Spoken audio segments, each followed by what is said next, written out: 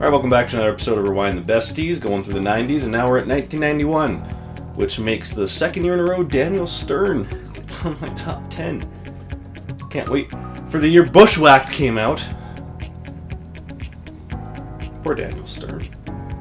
Starting things off at number 10 is Martin Scorsese's Cape Fear, which is kind of the cinematic equivalent of Drawing the Short Straw, because the project was originally Spielberg's and Scorsese had Schindler's List until they swapped, which was kind of a terrible idea on Marty's part.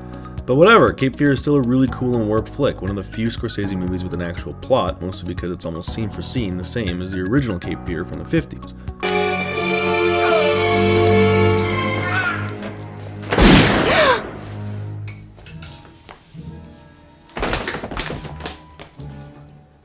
I learned that in prison, you like? But Scorsese's visual flair makes it really interesting regardless of how much you know the original. And Robert De Niro's batshit crazy scary performance is a more evil, more better version of Tommy Lee Jones's Two-Face. The people call Samuel J. Vote! And join us in a celebration of absolute chaos and true justice! Do you swear to tell the truth, nothing but the truth, so help you God? We call it Massacre Under the Big Top. I'm sorry, Your Honor. I agree. That was argumentative. Our kind of day. Yeah. Number 9 is Barton Fink, which isn't quite the weirdest movie ever made by the Coens, but it's definitely in that ballpark, which is kind of saying a whole freaking lot.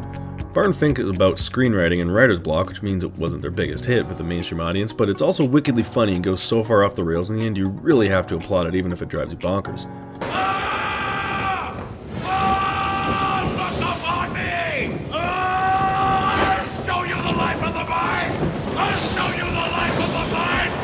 John Turturro is great as the panicked, stuck without a clue screenwriter, but the best performance of the movie is definitely John Goodman, who's so overbearingly friendly you feel there's something not quite right, and then, oh boy, is that ever the case.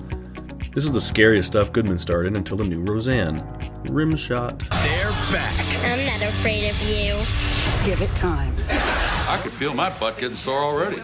Number 8, we go so far more off the rails you can't even fucking fathom it, Naked Lunch by David Cronenberg.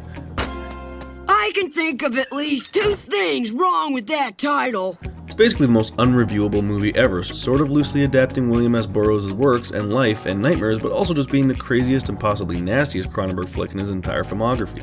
Peter Weller is in it, and Ian Holm is in it, and I could try and describe the plot, except I've seen it 3 times and still don't really know what happens, especially when he feeds drugs to an animatronic cockroach typewriter anus. Your wife is not really your wife. She is an agent of Interzone Incorporated. You must kill her. Kill Joan Lee. You definitely gotta be in the right mood for this muchness, but if you can stomach something dark and gross and bizarre, then this is kind of brilliant shit. You're going out.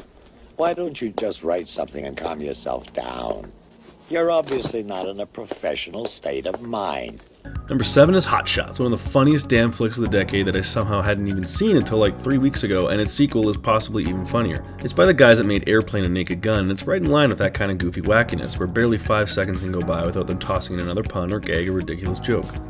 Now, some admittedly don't land, but when they're this rapid fire, it doesn't matter. Charlie Sheen plays a Tom Cruise character in this Top Gun-style spoof, and he's legitimately hilarious in the flick, especially when paired up with the saucy Valeria Golino in what might be the funniest sex scene ever filmed. Yes. Oh, yes.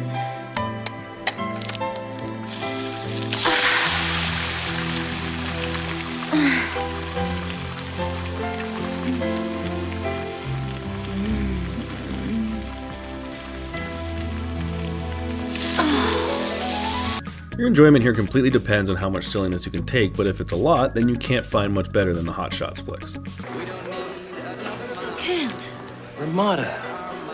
qu'est-ce que je suis contente de te voir.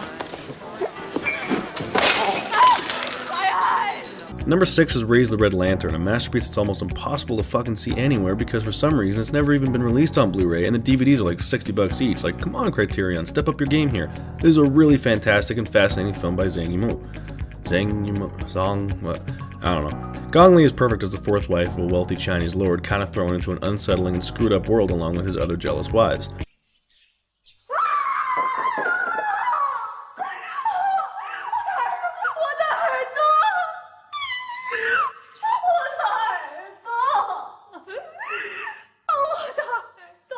The story goes some unexpected and suspenseful places, but mostly this flick lingers with you because of the cinematography. All the colors just splashing out from the screen like his later movie, Hero. Really good show.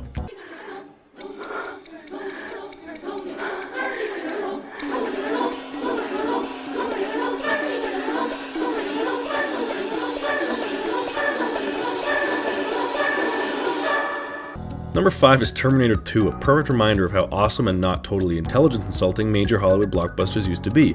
Now, don't get me wrong, T2 has its problems, mostly stemming from Edward Furlong's dated Bart Simpson style of 90s rebel, and also from James Cameron being completely unable to write convincing dialogue ever. And if someone comes up to you with an attitude, you say, "Eat me." And if you want to shine them on, it's hasta la vista, baby. Hasta la vista, baby. But who cares when everything else is so much goddamn fun? T2 neuters the villainous Terminator a bit by making Arnold a good guy this time, but Robert Patrick's liquid metal Terminator is even freakier, and the action scenes are about as epic as you can get. This was also the movie that basically made CGI the next big thing, inspiring Spielberg to use it for Jurassic Park, and now all our movies look fake as fuck. Thanks guys, appreciate it.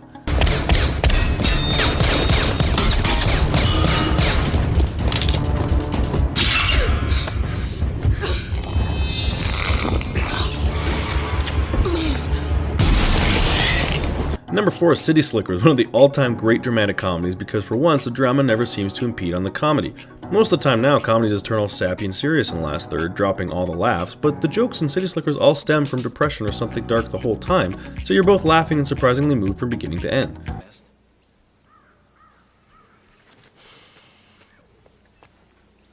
Lord, we give you Curly. Try not to piss him off. Billy Crystal, Daniel Stern, and Bruno Kirby are 3 old friends that try to shake their midlife crisis by going to a cattle ranch. So yeah, the story is cliched as all hell, but the dialogue is surprisingly really deep at times, and the performances are all charming and amusing, especially Jack Palance in an Oscar-winning role, and Daniel Stern when he loses his shit. Come from the bedroom! The bedroom? How the hell would you know where the bedroom is? I'm calling! Go ahead, call him. I'm sure he's home. It's his night to meet with the other escaped Nazis, isn't it? I hate you! I hate you more! If hate worked people, I'd beat China! Number 3 is probably the most famous flick of the year, Silence of the Lambs. The funny thing about this movie is that it's most famous for just about its smallest role. Anthony Hopkins is only in the movie for about 16 minutes, but hot damn are those some gloriously creepy minutes, creating in Hannibal Lecter one of the very few movie characters every person on the planet knows about. A census taker once tried to test me. I ate his liver with some fava beans and a nice Chianti. Jodie Foster is also really solid as Clarice Starling, using Hannibal to try and track down Buffalo Bill, a villain who's just as messed up as Hannibal but seriously lacking the British charm factor. For such a well-known horror movie, it's not overly gory or even really scary, instead it relies on sinister creepiness and endless unease from beginning to end.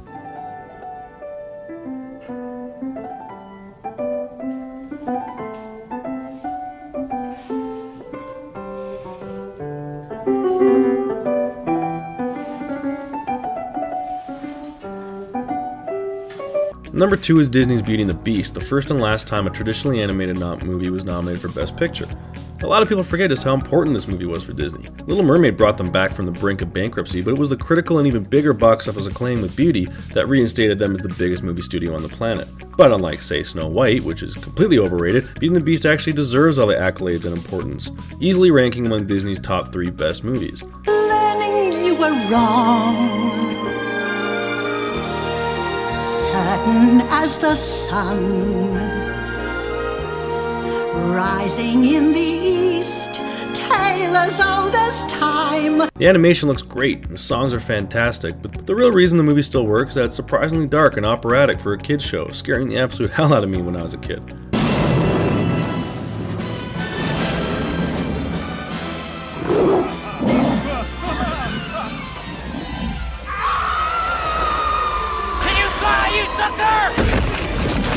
And finally at number 1 is Oliver Stone's JFK, one of my top 5 favorite movies ever, not because of its historical accuracy, of which there supposedly isn't a whole ton, but because it's so goddamn watchable. It's almost 4 hours long, and yet to me it feels like it zips by in 90 minutes. Stone using so many awesome camera and editing techniques that he takes what could have been a boring courtroom drama and makes it as exciting as any action-packed thriller. And once you conclude the magic bullet could not create all 7 of those wounds, you have to conclude that there was a 4th shot and a second rifleman. And if there was a second rifleman, then by definition, there had to be a conspiracy, which we believe involves the accused Clay Shaw. Kevin Costner gives a good performance as Jim Garrison if you can ignore the atrocious accent, and he's supported by dozens of big-name actors doing great work, especially Tommy Lee Jones as the accused conspirator to JFK's death. I don't care how much people bitch about Stone stretching the truth. This is a really fascinating, really enjoyable, really powerful film, and the second best of the entire decade. We would have arrived days ahead of time, studied the route, checked all the buildings, never would have allowed all those wide open empty windows overlooking Dealey, never.